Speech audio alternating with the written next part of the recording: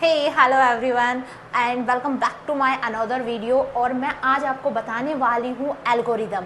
अगर आप BCA BTech या कोई यूनिवर्सिटी एग्ज़ाम की प्रिपरेशन कर रहे हो या फिर आईटी के स्टूडेंट हो तो आपके लिए बहुत इंपॉर्टेंट वीडियो होने वाली है। लास्ट वीडियो में मैंने बताया था डेटा स्ट्रक्चर एंड एल्गोरिदम के बेसिक कॉन्सेप्ट और उसमें मैंने बहुत सारे टॉपिक आपके क्लियर किए थे।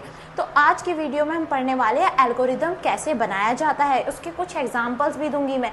सो let's start and understand zero to clear concept. Let's start introduction of to algorithm. Basic concept of problem solving logic. It means किसी भी प्रॉब्लम की बेसिक कॉन्सेप्ट एक लॉजिकली किसी प्रॉब्लम को सॉल्व करना, लाइक माइंड में सेट तैयार करना कि इस प्रॉब्लम को हम कैसे सॉल्व कर सकते हैं। जो हमारा प्रोग्राम है उसे एक लॉजिकली सॉल्यूशन ढूंढना। What is an algorithm? An algorithm is a finite set of instruction of laws or logic written in order to accomplish a predefined task. Algorithm का सिंपल मतलब है किसी भी प्रॉब्लम को सॉल्व करने के लिए स्टेप बाय स्टेप इंस्ट्रक्शन का सेट। इसमें यहाँ पर लिखा हुआ है फाइनाइट सेट ऑफ इंस्ट्रक्शंस का मतलब होता है जो आप एल्गोरिदम क्रिएट कर रहे हो उसका जो स्टेप्स हैं वो हमारे फाइनाइट होने चाहिए, इनफाइनाइट नहीं होने चाहिए। And the second line is accomplish a predefined task. It's mean predefined task का मतलब है यहाँ पर एक स्पेसिफिक काम को कंप्लीट कर देना। Basic structure algorithm converts given into input into desired output using clear step. Algorithm क्या करता है, एक कन्वर्ट करता है गिवन इनपुट में, जो इनपुट दिया हुआ है, इनटू द डिजायर्ड आउटपुट, जो हम एक आउटपुट चाहते हैं, यूजिंग एक स्टेप का यूज़ करके, स्टेप्स का यूज़ करके। अब देखो यहाँ पर एक बेसिक स्ट्रक्चर है जिससे आप समझ सकते हो इनपुट क्या होता है जो कि हम देते हैं, आउटपुट क्या होता है जो हम चाहते हैं, और set of rules of steps. यहाँ पर बहुत सारे स्टेप्स आते हैं किसी भी चीज़ को सॉल्व करने के लिए। फॉर एग्जांपल नीचे अभी आपको मिल जाएगा। एक्सप्लेन कर दो एक तरह से एल्गोरिदम को। Algorithm is not a complete program. ये कंप्लीट प्रोग्राम नहीं है, ये एक सिर्फ लॉजिकली किसी प्रॉब्लम का सॉल्यूशन है। Step by step easy way में तोड़ना है उसे। अगर कोई काफ़ी बड़ा प्रोग्राम है आप उसे ईजी वे में तोड़ सकते हो, एल्गोरिदम की हेल्प से उसे लॉजिकली सॉल्व कर सकते हो। अगर आपका एल्गोरिदम ही क्लियर नहीं है और एल्गोरिदम ही बनाना नहीं आता है तो डायरेक्ट आप प्रोग्राम में कंफ्यूज हो सकते हो, फंस सकते हो मिड में। It is only the call logic और सॉल्यूशन ऑफ द प्रोग्राम। ये बस एक कॉल लॉजिक है और प्रोग्राम का सॉल्यूशन है। It can be written as, ये इस तरह लिखा जा सकता है, फर्स्ट इज सीडो कोड में, फ्लो चार्ट में, स्टेप बाय स्टेप इंस्ट्रक्शंस में। इस तरह हम एल्गोरिदम को लिख सकते हैं। Properties of algorithm. What is and properties of algorithm? There should be zero or more input supplied to the algorithm. मतलब कभी भी इनपुट नहीं भी हो सकता है और कभी मल्टीपल इनपुट भी हो सकते हैं। Output, there should be at least one output processed. अगर यहाँ पर कंपलसरी एल्गोरिदम में क्या होता है कि कंपलसरी एटलीस्ट एक तो आउटपुट होना चाहिए। आप किस लॉजिक पे काम कर रहे हैं, आपके पास कुछ तो आउटपुट होना चाहिए। Third point is definiteness. Every step of the algorithm must be clear and well defined. हर एक स्टेप इसमें क्या होना चाहिए, आपका क्लियर होना चाहिए और वेल डिफाइंड होना चाहिए। फाइनाइट का मतलब क्या होता है, the algorithm must have the finite number of step. ऐसा ना हो कि आपने जो एल्गोरिदम क्रिएट किया है उसमें स्टेप ही का ही एंड नहीं हो रहा है, वो बार बार आप उसमें घूम रहे हैं, वो लूप ही कंप्लीट नहीं हो रहा है। तो उसमें फाइनाइट सेट्स होने चाहिए, फाइनाइट स्टेप्स होने चाहिए, लिमिटेड। ये चारों पॉइंट जो मैंने अभी ऊपर एक्सप्लेन किए हैं सेम है। How to write an algorithm. एक एल्गोरिदम कैसे लिखा जाता है, स्टेप बाय स्टेप मेथड समझो। सबसे पहले क्या है, first clear understand the problem. Main सबसे पहले आपको प्रॉब्लम क्लियर होनी चाहिए कि प्रॉब्लम क्या है, देन आप उसका सॉल्यूशन सर्च कर सकते हो। First clear understand what is given, हमें इनपुट क्या देना है, हम क्या इनपुट देना चाहते हैं। व्हाट इज़ रिक्वायर्ड, आउटपुट में आप क्या चाहते हो, आप जिस प्रॉब्लम को सॉल्व कर रहे हो उसका सॉल्यूशन क्या आना चाहिए, this is output. What is the given, input same है ये लाइन्स तो। If the problem is not clear you can not right a correct algorithm. अगर आपने प्रॉब्लम ही आपको क्लियर नहीं है तो आप कोई एल्गोरिदम क्रिएट ही नहीं कर सकते हो।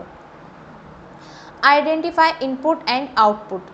अब आप कैसे चेक करोगे कि इनपुट क्या देना है एंड आउटपुट क्या देना है। एक छोटा सा एग्जांपल है यहाँ पर, if the problem is find the sum of two numbers. जैसा कि आपको सम ऑफ टू नंबर्स सभी को कंपलसरी करना आता होगा कि दो नंबर का सम कैसे करते हैं। तो आपको क्लियर होगा कि जब हमें दो नंबर का सम करना है तो इनपुट में आपको कोई दो नंबर चाहिए और आउटपुट में आपको सम चाहिए। तो यहाँ पर हमारा कॉन्सेप्ट बिल्कुल क्लियर है कि हमें इनपुट में क्या चाहिए एंड देन हमें आउटपुट में वैल्यू क्या चाहिए। तो देखो इनपुट में यहाँ पर डिक्लेयर भी क्या है, ए एंड बी चाहिए हमें इनपुट के लिए एंड आउटपुट में हमें सम चाहिए जो भी आप दो नंबर का ऐड करना चाहते हो। राइट स्टेप, थर्ड स्टेप क्या है, right steps in the correct order. सारे स्टेप्स आपको करेक्ट ऑर्डर में लिखने हैं। ऐसा नहीं करना है कि आपने एंड कर दिया फिर स्टार्ट कर रहे हैं। ये सब चीज़ें आपको एक करेक्ट सीक्वेंस में प्रॉब्लम को सॉल्व करना है। जो पार्ट पहले सॉल्व होना चाहिए वो पहले ही सॉल्व करना है, ऐसा नहीं है वो आप थर्ड या फोर्थ टाइम में सॉल्व कर रहे हैं। कुछ है यहाँ पर देखिए, step must be simple. Step simple होने चाहिए। Each step should be perform only one task. At least one task हर एक स्टेप परफॉर्म जरूर कर रहा हो, यानी कि इंक्रीज जरूर कर रहा हो एल्गोरिदम को। Right step in the sequence logically order. आपको जो स्टेप को लिखना है एक सीक्वेंस में लिखना है, लॉजिकली ऑर्डर। जैसे आपने प्रॉब्लम को सॉल्व किया है उसे एक लॉजिकली वे में लिखना है proper. Start and stop. Fourth step क्या होता है, every algorithm should begin with start. Start होना चाहिए वो स्टार्ट बटन के साथ एंड एंड होना चाहिए उसका स्टॉप के साथ। आपको यहाँ पर ये जो साइन दिख रहे हैं दोनों स्टार्ट एंड स्टॉप के, सेम इस तरह स्टार्ट एंड स्टॉप होना चाहिए कोई भी एल्गोरिदम टू चेक इवन और ओड। बेसिक एग्जाम्पल देखिए, एक सबसे छोटा एग्जाम्पल है, सबसे इजी। कुछ इसमें एडवांस भी एग्जाम्पल है, एडवांस लेवल के थोड़े हार्ड स्टेप के, कुछ एग्जाम्पल इजी भी हैं। तो फर्स्ट हम सीखते हैं एल्गोरिदम को कैसे क्रिएट करते हैं। जैसा मैंने बताया इसमें स्टेप्स होते हैं, तो 1 2 3 4 5 ये कंटिन्यूसली स्टेप होंगे। अभी मैंने आपको एल्गोरिदम में फोर्थ स्टेप में बताया था कि स्टार्ट एंड स्टॉप क्लियर होना चाहिए फर्स्ट एंड लास्ट में। ये दोनों स्टेप सभी को ईजिली याद हो जाते हैं, तो इसे ध्यान रखना आप। सेकेंड स्टेप में क्या होना चाहिए, हमारा इनपुट की हम क्या यूज़र से लेना चाहते हैं। मेन सबसे पहले हम समझते हैं हमारी प्रॉब्लम क्या है। हमें इवन एंड ओड फाइंड करना है, एक एल्गोरिदम क्रिएट करना है कि कोई नंबर हमारा इवन है या फिर ओड है। तो आपको पहले पता होना चाहिए कि इवन नंबर कौन से होते हैं और ओड नंबर कौन से होते हैं। एन हमारा यहाँ पर नंबर है जो कि यूज़र देगा। आप इसमें कुछ भी रैंडमली अपने पास से कोई भी नंबर क्रिएट कर सकते हो। जो परसेंट का साइन है वो है रिमाइंडर के लिए यहाँ पर। एंड 2, जो भी नंबर 2 से कम्प्लीटली डिवाइड हो जाता है वो क्या कहलाता है, इवन। और जो डिवाइड नहीं होता है वो कहलाता है ओड। द एल्गोरिदम चेक, देखो आप कैसे करोगे, if the number is डिविजल by 2। अगर कोई नंबर 2 से कम्प्लीटली डिवाइड हो रहा है तो वो क्या है, देन प्रिंट होना चाहिए even, otherwise print odd. Otherwise second case में क्या होना चाहिए, ओड। तो अब हम यहाँ पर सबसे पहले क्या करेंगे, इनपुट लेंगे यूज़र से कोई एक नंबर। यहाँ पर कोई एक नंबर में आप कुछ भी रैंडमली डाल सकते हैं। इफ़ n इज़ डिविजल बाय 2, अगर जो नंबर यूज़र ने डाला है वो 2 से डिवाइड हो रहा है तो प्रिंट होना चाहिए इवन। अदरवाइज दूसरा केस है, दो ऑप्शन है सिर्फ, कोई नंबर या तो ओड हो सकता है या इवन हो सकता है, एल्स अदरवाइज प्रिंट हो जाए क्या, ओड। तो और सबसे लास्ट स्टेप हमारा होता है स्टॉप। तो इस तरह आपको कंप्लीट एल्गोरिदम क्रिएट करना है। ये एक छोटी सी प्रॉब्लम थी जो मैंने आपको एल्गोरिदम के एग्जाम्पल देके सॉल्व करनी सिखाई।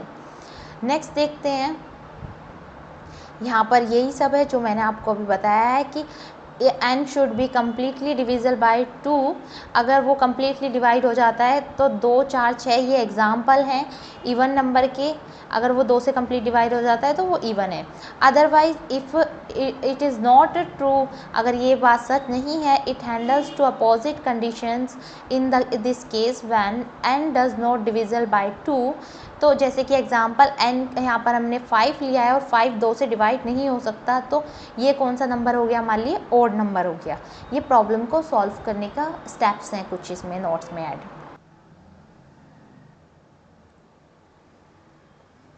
तो नेक्स्ट प्रोग्राम है हमारा algorithm to find the largest number among 3 numbers. हमें फाइंड करना है कि हमारे पास 3 नंबर हैं और उसमें सबसे लार्जेस्ट नंबर कौन सा है। ये एक एग्जाम्पल है आपके लिए एल्गोरिदम का, ही सेकेंड एग्जाम्पल है। यहाँ पर ये जो टिप्स हैं ये कुछ आपके नोट्स के लिए हैं, आप इन्हें पढ़ सकते हो, समझ सकते हो। सबसे पहले अब हमें इस कंडीशन को देखना होगा कि यहाँ पर कैसे हम फाइंड करेंगे, इस प्रॉब्लम को हमें सॉल्व करना है स्टेप बाय स्टेप। फर्स्टली देखो क्या लॉजिक होगा, फर्स्ट चेक करो इफ़ यदि ए इज़ लार्जेस्ट, अगर ए बड़ा है तो if not then check B is largest, अगर ए बड़ा नहीं है, पहले सबसे पहले हमें चेक करना है क्या ए बड़ा है। अगर किसी कंडीशन में ये गलत है तो हमें क्या करना है, चेक करना है अगेन बी बड़ा है क्या।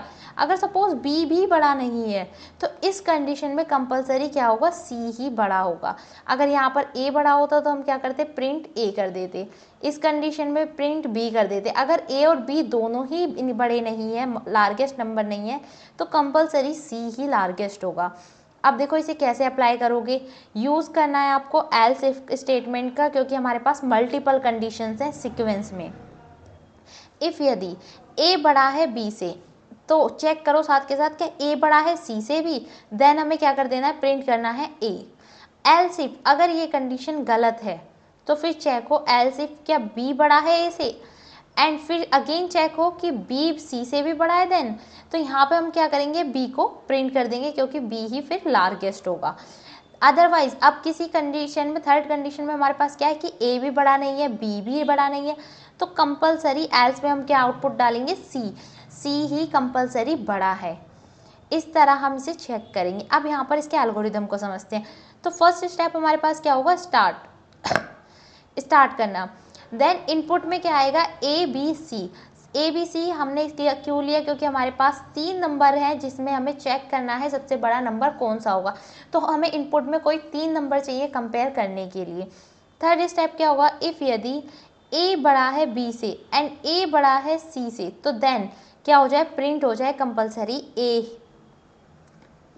फोर्थ स्टेप क्या होगा, ये काउंटिंग मिस्टेक है इसमें, एल्स इफ में बी चेक होगा ए के साथ, देन बी चेक होगा सी के साथ। अगर दोनों ही कंडीशन सही हैं तो क्या हो जाए, कंपलसरी प्रिंट हो जाए बी।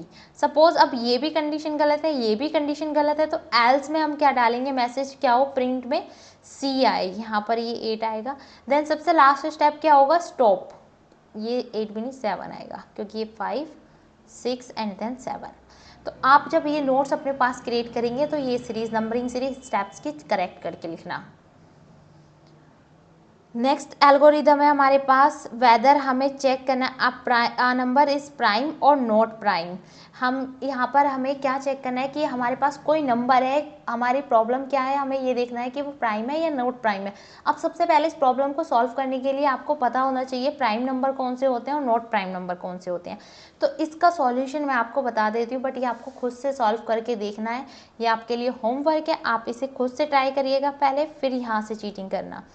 अब यहाँ पर सबसे लास्ट में, a number that has exactly 2 divisor only 1 and itself, जो नंबर सिर्फ 1 से डिवाइड हो या खुद के टेबल से इटसेल्फ खुद से डिवाइड हो, वो नंबर हमारे प्राइम नंबर्स होते हैं। फॉर एग्जांपल जैसे 2, अब 2 1 से डिवाइड हो सकता है या फिर 2 से डिवाइड हो सकता है। सेम अगेन 3 1 से डिवाइड हो सकता है या फिर 3 से डिवाइड हो सकता है। इसी तरह जो भी नंबर्स होंगे वो सिर्फ खुद से डिवाइड होंगे या फिर अपने खुद के टेबल से डिवाइड होंगे, तो वो नंबर हमारे क्या होंगे, प्राइम नंबर होंगे। अब यहाँ पर ये एल्गोरिदम आपको खुद से समझ के ट्राई करके देखना है। अगर आपको समझ में नहीं आता है तो आप कमेंट करके बताइएगा।